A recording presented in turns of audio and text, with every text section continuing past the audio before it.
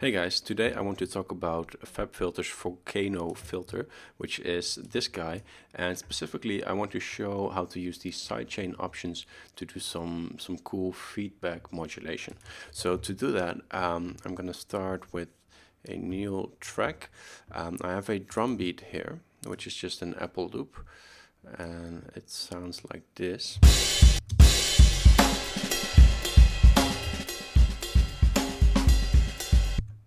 Right, should sound familiar to all Logic users.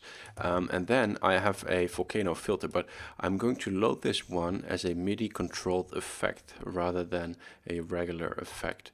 And this way, this is the only way for Logic plugins, effect plugins, to actually receive MIDI note data. And that is what we need for this. So I'm going to load Volcano 2. And then in the sidechain, I need to receive my drum beat. So this drum beat, I'm going to send it to bus, let's say bus 12, which has no output. And then I'll send that pre-fader, and I can dial my fader down. So now this goes to bus 12, and we won't hear it anymore. But then I can receive it here inside Volcano, and now we should be able to hear it again.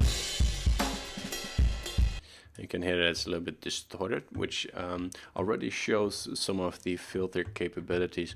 We have an input and output dial here, level dial. If I set the input to plus 36 and the output to minus 36, it's going to be even more distorted. It gets completely crunched, and that shows us that these are analog modeled filters that will actually respond to the loudness of your input. So for now, I'm going to set this maybe down minus 10 for the input, and the output can be at 0. And it gives us a little bit of a cleaner signal. Now, here's the cool part. Because we've loaded this as a MIDI controlled effect, we can now use MIDI notes to control the filter frequency cutoff. So what I'm going to do is I'm going to set this frequency to, let's say C1, which is about 65.4 Hertz. I have a reference list here. Let's see. Right there, where we can see which frequencies belongs to which MIDI note. And here we have 65.4 is C2, actually, not C1. All right, and now I'm going to crank the feedback on that, and then we should be hearing our tone.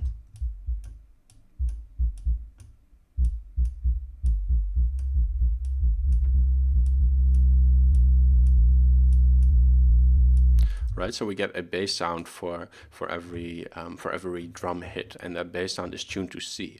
But because we have this as a MIDI controlled effect, I can now add a source here. I can add a MIDI source, and I can say a keyboard track, which is going to track the notes that I've added into the MIDI editor. And now I can set this up to control the frequency. And now these notes should play back in pitch if we give it some feedback.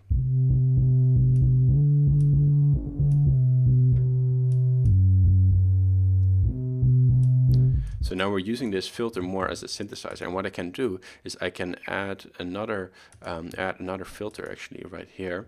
By clicking that, we can add, I believe, up to 6 or 4 filters here.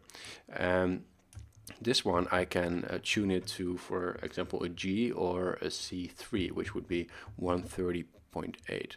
So let's set this to 130.8, and let's choose a different filter type, like a metal filter, for example. And let's set up this as well. Now you can hear that right now, even though Logic is not playing, it keeps going. And if you don't want that, at the bottom here we have auto mute self oscillation. If you click that, it will stop feedbacking, even if your peak value is set very high.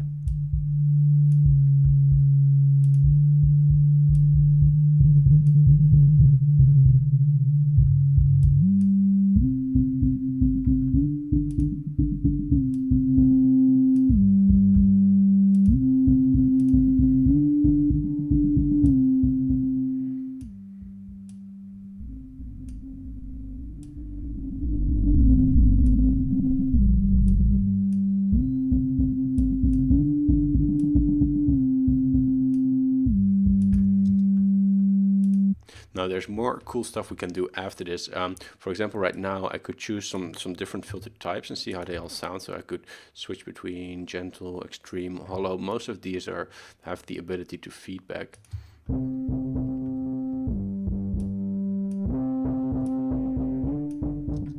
Then I can set them up as bandpass filters as well, rather than low pass filters. So here I can switch between low pass and bandpass. And I can also change the routing. So right now they're set up in serial, but I can set them up to be in parallel, which means that they're going to receive equal amounts of the incoming signal.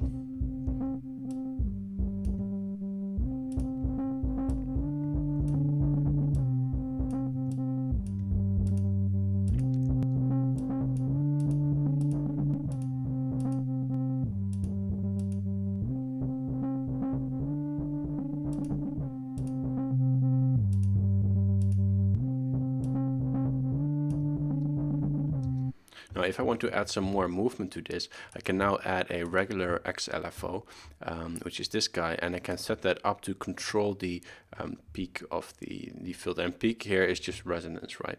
So let's set this up to be quarter notes, and then I'm gonna drag the balance all the way to the left, which is gonna give us a plucky sort of sound.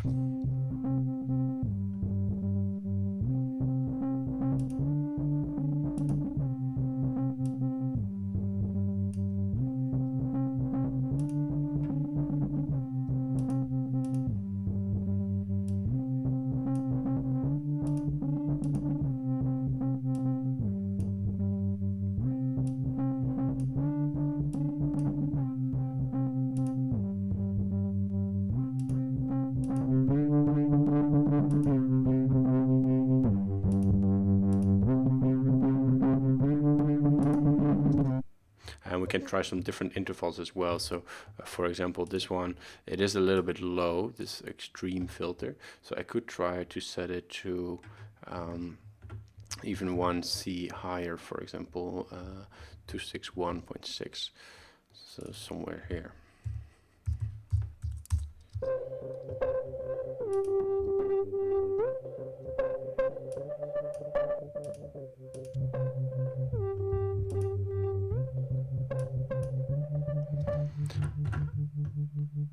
And now with the notes, of course, there's a lot of different things we could do as well. I could add an arpeggiator, for example. I could even make this feedback into chords. So if I add some more notes there, let's say a C minor chord.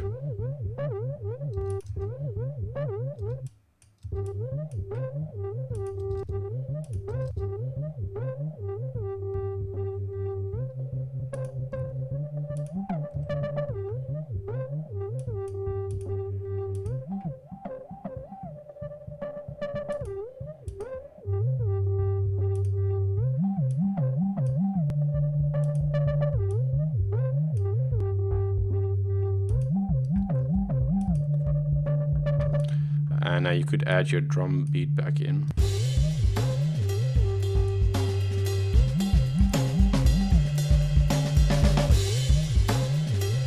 And of course you can do other things with this signal, like probably what I would now try is to distort this and then make it into a nice bass sound that fits your drums, because it sort of reacts on the drums, and that's the cool thing here. So let's choose, for example, distortion 2, and then let's add an equalizer after that.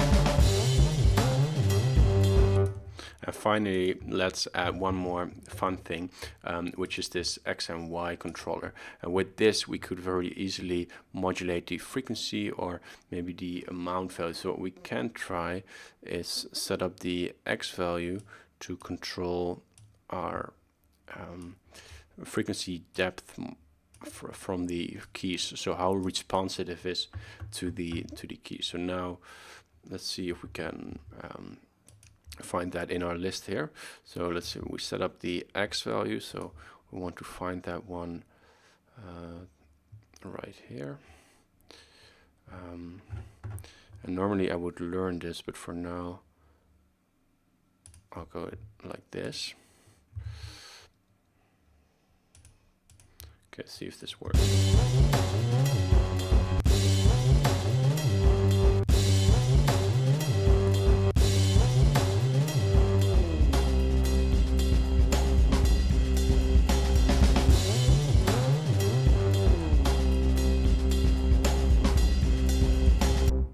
I actually like that. That's a pretty cool sound. Finally, I would send this, probably if I want to make it more usable, I would send this to a record bus, and from there I'll say record from input 50, and now we can capture that sound, and then we can also make a few variations. So you could copy this a couple of times like that, with the drum loop as well, and then you could start recording here and then tweaking the X and Y pad.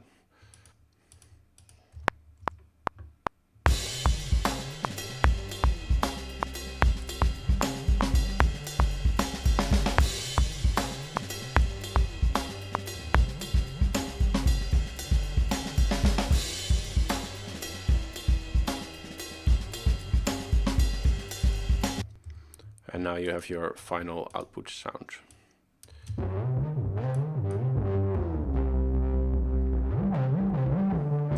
I actually like that pitch drop in there. So I hope that gives you some new ideas. It might not be like the most convenient thing to fit into your workflow, but on your sound design days, give this a try. You might come up with some very cool distorted sort of bass sounds that you can use later on in your productions. All right, thanks for watching. Don't forget to subscribe if you want to have more videos, and if you want to learn more about this kind of stuff, you can always book a lesson with me through the link below. All right, thanks guys. See you in another video.